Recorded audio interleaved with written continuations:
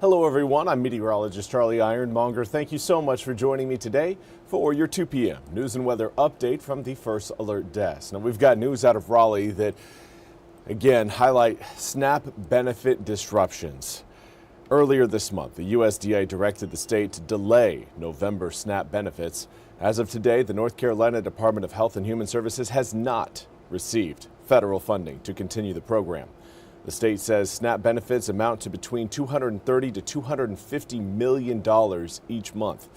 Governor Josh Stein today urged the USDA to take immediate steps to keep children, people with disabilities, veterans, and working families from going hungry. Now, the governor said, quote, specifically, the USDA can deploy federal contingency funds and prevent a disruption of SNAP benefits on November 1st. The administration's refusal to use these available funds as temperatures cool and the Thanksgiving holiday approaches is a cruel abdication of responsibility to support families and communities, end quote. Now, Stein says Congress should return to the negotiating table and reopen the government. The DHHS says the state also doesn't have the money to maintain WIC benefits for more than 262,000 people in the state. For more details on the potential shutdown of SNAP benefits, you can head over to our website, WITN.com. Now, of course, we also want to keep our eyes on the forecast, and there's no bigger story right now than what is happening in the Caribbean around Category 5 Hurricane Melissa. NBC's George Salas has more on the storm system that has already claimed 4 lives in the Caribbean. Conditions here in Jamaica continue to fluctuate. Any moment you do see some heavy rain and wind start to pick up. Right now it is calm, and a lot of people taking that time to make those last-minute preparations. For instance, here you can see this building trying to fortify their doors with some sandbags here in anticipation of some of that flooding that is expected with this very strong Category 5 storm. Again, where it makes landfall is still anyone's guess. Officials urging everyone, if you haven't already found a safe place, to do so. Also, in some of these low-lying areas that typically tend to flood, evacuation orders are in place. These are now mandatory. We actually saw some buses staging in some of these communities. Not many people still getting on them. Some saying they are going to ride out this storm in their homes as they've been accustomed to. Officials also briefing the public daily. The messaging pretty clear, though, whether you're a tourist or whether you're a local here. This is a time to band together to ride out this storm because they anticipate this to be historic. We've been talking about the catastrophic rainfall, the potential for rock slides, mudslides. It could get very ugly here, especially with how slow this storm has been moving. The emergency shelters here across the island are now open. Not many of them full yet, but officials expect that could change in the coming hours. Back to you. Well, thank you very much, George, for that report. We now turn to our forecast here in eastern North Carolina. We will be touching on, of course, Hurricane Melissa as the latest updates have come down from the National Hurricane Center. But before we get to that, we got to highlight what's happening in our backyard. Right now, it's looking gray and gloomy, but thankfully, we don't have a Category 5 hurricane bearing down on us. We just have some light to moderate rain showers that will continue to envelop eastern North Carolina. For now, we're seeing again those light to moderate showers coming down across Sampson, Wayne, Duplin, Pender, Onslow, now portions of Wilson, well, most of Wilson actually, portions of Greene, as well as Lenoir and Jones County. We're going to be seeing more of that kind of just massive water roll over eastern North Carolina, but not anticipating any sort of flooding concerns due to the rainfall. If we're to see any flooding concerns, it's likely going to be along the coast due to wave energy and winds pushing water around the sounds as well as the Outer Banks. For the rest of today, again, rain showers will continue to spread over the east as we head through the evening hours into tonight and through tomorrow morning. We'll likely pick up about an inch of rain by the time it is all said and done, not enough again to create any sort of major flooding headaches, but certainly enough to wet the ground. And that is what we very much need. We have got a moderate to severe drought still intact across about 80% of eastern North Carolina. So seeing again the gray along our Neuse River cam in New Bern does come with air temperatures in the low 60s, but more importantly a northeasterly wind at 18 miles an hour. That's going to keep our temperatures from getting too warm today. It's not just a northeasterly breeze, but the cloud cover that is coming along with it. Right now, most of us are seeing wind speeds between 7 to 15 miles an hour, but those of you watching closer to the water are looking at some higher wind speeds than that. We've got an 18-mile-an-hour sustained wind in New Bern, 17-mile-per-hour sustained wind in Stumpy Point, 16 in Manteo, 20 in Elizabeth City. In fact, Elizabeth City today so far has been one of the breezier spots in eastern North Carolina, and those winds are actually going to accelerate as we head into tomorrow morning as that area of low pressure gets closer to us. So as we head through your Tuesday, don't be shocked when those winds are whipping around a little bit faster than what we're going to be seeing for the rest of this afternoon today.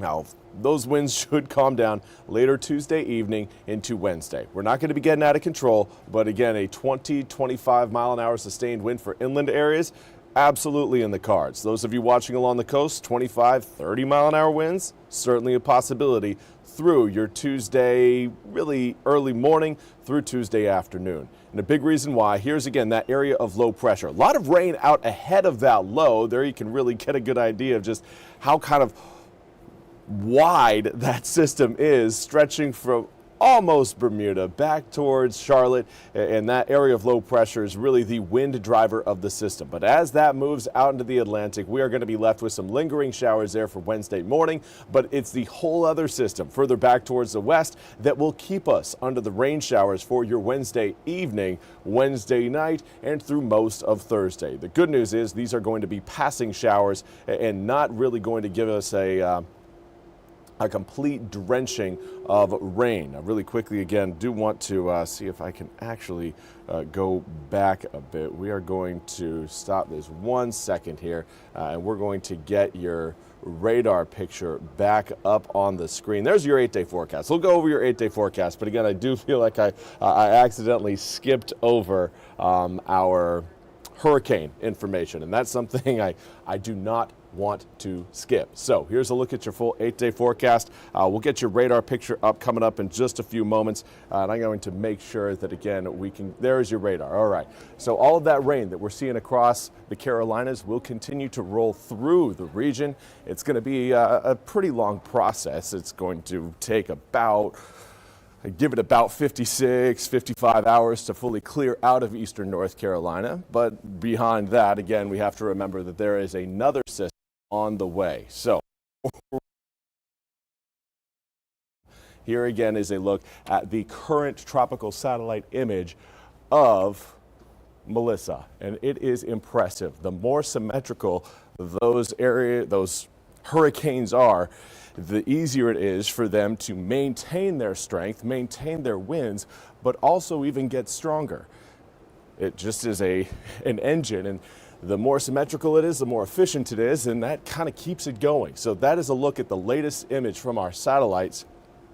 Here is the latest from the Hurricane Center. We've seen pressure drop another 2 millibars, movement speed holding steady at a very slow 3 miles per hour, but maximum sustained winds 175 miles an hour. Gusts up to 200 miles an hour. This is an incredibly powerful storm, and with that low pressure reading at 906 millibars, so here you go, you get your surface of the ocean. When you've got an area of low pressure, it starts to pull the surface of the ocean up, and that creates more of that storm surge that is always so dangerous whenever these storms make landfall. So the lower that pressure reading gets around the center of Melissa, the more of a storm surge it's going to get going. Obviously, the stronger the winds are, the more powerful the waves are going to be. So this is a system that, again, is only getting stronger, and Jamaica is going to be feeling the worst of it. We'll show you the track, potentially making landfall tomorrow morning between 8 and 9 a.m. in the morning as a Category 5 hurricane. From there, the system will start to weaken as it approaches the southern coast of Cuba, the southeastern coast of Cuba there. It's going to move over Cuba on really late Tuesday night into Wednesday morning. From there, it will start to accelerate, and that's good news for us. What we need to root for is for Melissa to pick up its forward movement speed. The faster that gets for us, the less time we are going to be faced with the waves of Melissa crashing along our coast. The system itself is going to stay about 600 to 700 miles off of our coast, but it's the wave energy that has our attention, potentially creating more beach erosion. We don't need any more of that this year. But that could be an issue that we're going to be faced with if Melissa decides to slow down. Now, again, it's going to stay on a track towards Bermuda. Good news for us. But again, the faster it moves towards Bermuda and then beyond, the safer it will be for eastern North Carolinians. So here's another look at that full 8-day forecast. I know I kind of briefly touched on it a little bit there. I was more concerned. I accidentally pushed the wrong button and just about skipped our hurricane forecast. Wasn't about to let that happen. So coming up for the next 4 days, today included, it's cloudy and it's wet. It's going to be rainy, cool temperatures. It's going to be breezy at times, certainly tomorrow, but those winds should calm down a little bit more on Wednesday night to Thursday morning, and will be breezy again. But by the time we get to Thursday evening, a lot of those raindrops should be again working their way through eastern North Carolina, leaving us by the time we get into Friday, which will lead to, I know, quite a few happy trick-or-treaters knowing that you won't have to go out in the rain showers to go collecting some candy. Also, do want to mention we've got the rolling of the clocks, rolling them back 1 hour coming up on Sunday. Make sure when you roll your clocks back to change the batteries in your smoke detectors to keep you and your family safe. That's all we have time for today's 2 p.m. news and weather update from the First Alert Desk. I want to thank you all so much for joining me. We'll be back with more news and weather coming up at the top of the hour. Until then, have a fantastic Monday.